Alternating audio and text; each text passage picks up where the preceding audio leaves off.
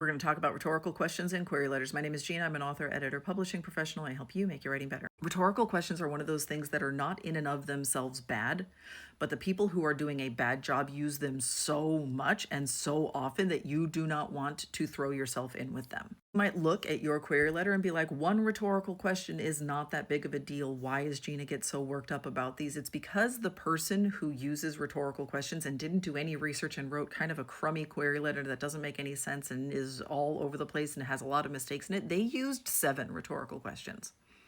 And then when you start looking at their pages, there's a rhetorical question every other paragraph.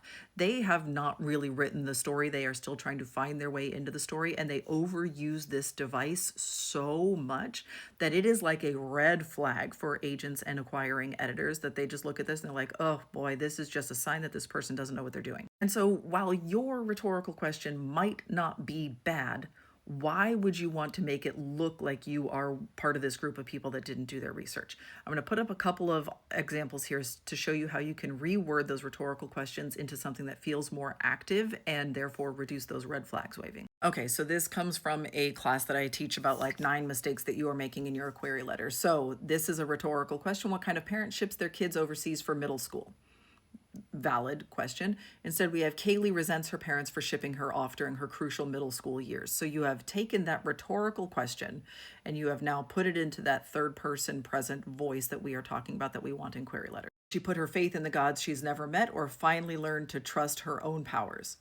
Jaylee finally learns to trust her own powers, dismissing the gods she's never met. So again, we're just taking that same rhetorical question. So if this rhetorical question pops up in your first, second, third, fourth draft of your query letter, you could just rephrase it, just reframe it and put it into an active voice. Will she ever find love? Becomes Laylee seizes the chance at love. How will she ever know who to trust? This one shows up a lot. Will our character know who to trust? How does she know who to trust? This is usually at the end of plot paragraphs for thrillers, for mysteries, or if there's a big like mystery in a speculative story. And that becomes Maylee must decide who to trust before the murderer strikes again, or before time runs out. Be a little bit more specific than that.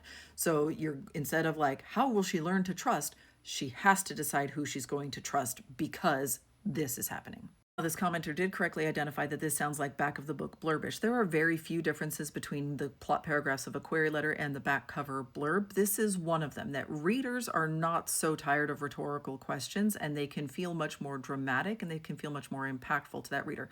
Because a reader, even someone who is a voracious reader, will read 300 or 400 books in a year, but most people who consider themselves voracious readers are going to be closer to 50 or 60 books in a year. Literary agents are dealing with 100 queries per day sometimes. So just the number of times that these agents are looking at these plot paragraphs and these query letters, if they get 25% of people are using 5 rhetorical questions, they are seeing so many more of them per year than a reader does. A reader doesn't get upset with them the same way. And so a reader doesn't mind this in the back cover blurb. You're going to be fine if you're doing this on the finished final product. I would recommend against it in a query letter though.